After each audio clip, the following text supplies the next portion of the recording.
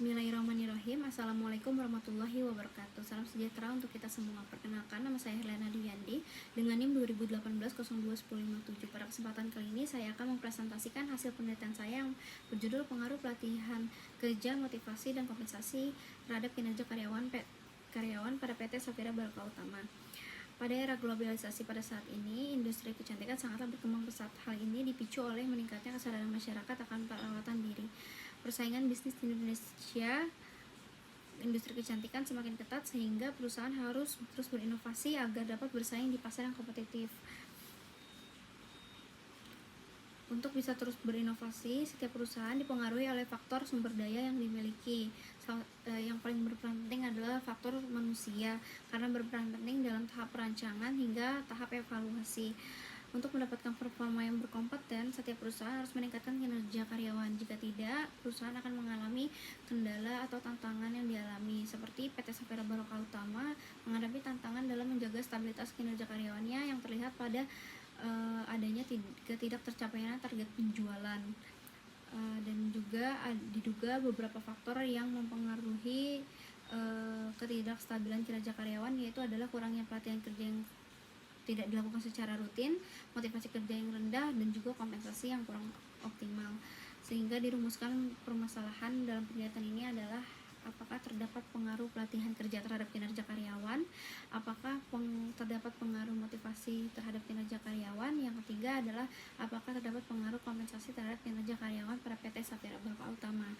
Tujuan penelitian ini adalah yang pertama untuk mengetahui dan menganalisis pengaruh pelatihan kerja terhadap kinerja karyawan, yang kedua untuk mengetahui dan menganalisis pengaruh motivasi terhadap kinerja karyawan, yang terakhir adalah untuk mengetahui dan menganalisis pengaruh kompensasi terhadap kinerja karyawan PT Safira Barokah Utama. Yang terakhir yaitu adalah manfaat penelitian. Pada penelitian ini adalah yang pertama menjadi referensi dalam ilmu manajemen, khususnya meningkatkan pelatihan, motivasi, kompensasi, dan kinerja karyawan. Yang kedua memberikan masukan untuk perusahaan dalam meningkatkan kinerja karyawan melalui pelatihan, motivasi, kompensasi. Yang ketiga memperluas pengetahuan tentang permasalahan di dunia kerja, khususnya berkaitan dengan pelatihan kerja, motivasi, dan kompensasi yang memengaruhi kinerja karyawan. Selanjutnya, kerangka pemikiran dalam penelitian ini adalah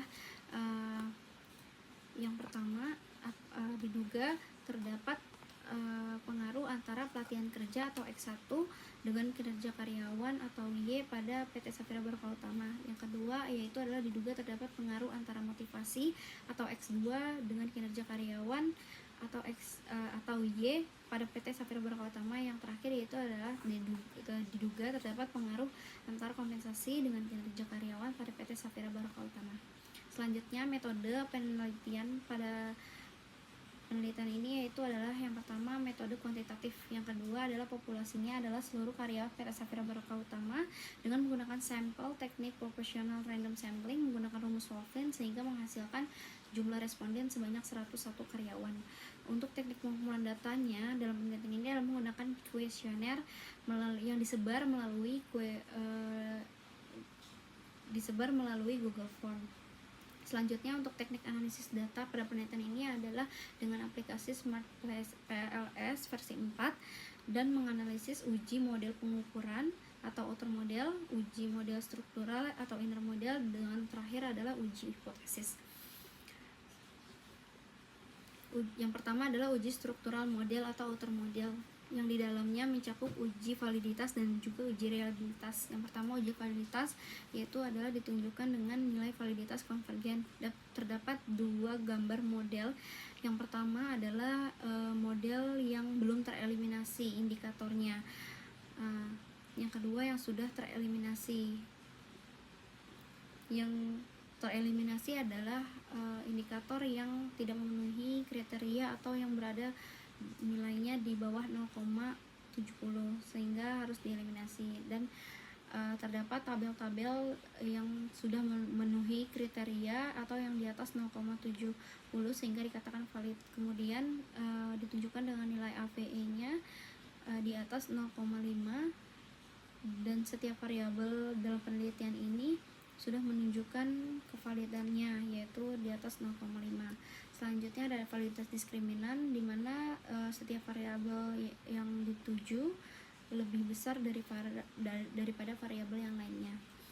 Kemudian di uji outer model yang terakhir itu adalah uji reliabilitas yang menunjukkan nilai Combach alpha dan composite reliability dengan kriteria nilai yaitu adalah di atas 0,70.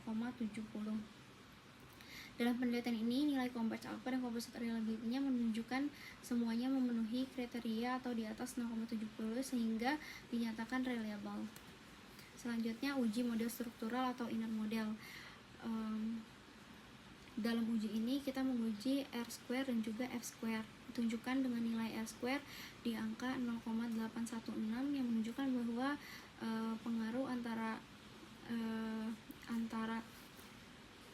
latihan kerja, motivasi, dan kompensasi terhadap kinerja karyawan mempengaruhi sebesar 0,816 atau sebesar 81,6%. Sisanya dipengaruhi oleh variabel yang tidak diteliti dalam penelitian ini. Selanjutnya F-square yaitu adalah nilainya menunjukkan latihan kerja di 0,172, motivasi 0,062 dan kompensasi 0,149. Berarti yang paling berpengaruh adalah di variabel pelatihan kerja. Selanjutnya adalah yang terakhir ini uji hipotesis. Uji hipotesis adalah untuk membuktikan apakah berpengaruh atau tidaknya dari variabel-variabel yang saya teliti terhadap kinerja karyawan, yaitu ditunjukkan bahwa nilai p-value-nya kurang dari 0,05, yaitu pelatihan kerja di 0,007, motivasi di 0,031 dan kompensasi terhadap kinerja karyawan ditunjukkan dengan nilai 0,002 sehingga pelatihan kerja, motivasi, dan kompensasi terhadap kinerja karyawan dinyatakan signifikan. Kesimpulan dalam penelitian ini adalah terdapat pengaruh positif dan signifikan antara pelatihan kerja PT Sapphire Baroka-Tama yang dibuktikan dengan nilai tes statistik 2,705 atau lebih dari 1,96 dengan nilai p-value sebesar 0,007 atau kurang dari 0,05 serta koefisien jalur sebesar 0,348 yang menunjukkan arah positif. Jadi jika pelatihan kerja dilakukan dengan baik, kinerja karyawan PT Sapphire Baroka-Tama juga semakin baik. Selanjutnya terdapat pengaruh positif dan signifikan antara motivasi terhadap kinerja karyawan pada PT Sapphire Baroka-Tama yang dibuktikan dengan nilai tes statistik 2,152 atau lebih dari 1,96 dan nilai p-value sebesar 0,031 kurang dari 0,05 serta nilai koefisien jalur di 0,239 menunjukkan arah positif. Jadi semakin tingginya motivasi kerja karyawan, maka kinerja karyawan di PT Sapphire Baroka-Tama juga akan meningkat. Yang terakhir yaitu adalah terdapat pengaruh positif dan signifikan antara kompensasi terhadap kinerja karyawan yang dibuktikan dengan nilai tes statistik memiliki nilai 3,117 atau lebih dari 1,96 dan nilai p-value-nya sebesar 0,002 atau kurang dari 0,05 serta nilai koefisien jalur sebesar 0,367 yang menunjukkan arah positif. Hal ini menunjukkan bahwa karyawan memiliki kompensasi yang cukup akan memiliki kinerja yang baik. Selanjutnya implikasi dalam penelitian ini adalah karena tadi pelatihan kerja ini berpengaruh positif dan signifikan, maka perusahaan memberikan pengaruh yang baik. Untuk itu perusahaan perlu melakukan pelatihan kerja secara rutin untuk meningkatkan kompetensi karyawan secara berkelanjutan. Lalu motivasi yang diberikan perusahaan juga memberikan pengaruh yang baik sehingga perusahaan harus memperhatikan strategi motivasi melalui pendekatan non finansial seperti pengakuan prestasi, suasana kerja yang kondusif, dan peluang pengembangan karir.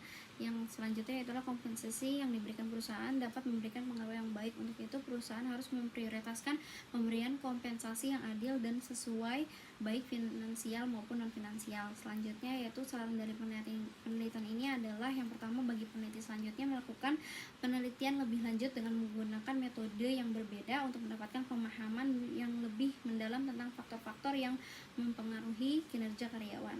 Selanjutnya bagi perusahaan yaitu adalah melakukan dan memperkuat program pelatihan kerja yang teratur juga relevan dengan kebutuhan karyawan serta mengevaluasi variabel-variabel yang telah saya teliti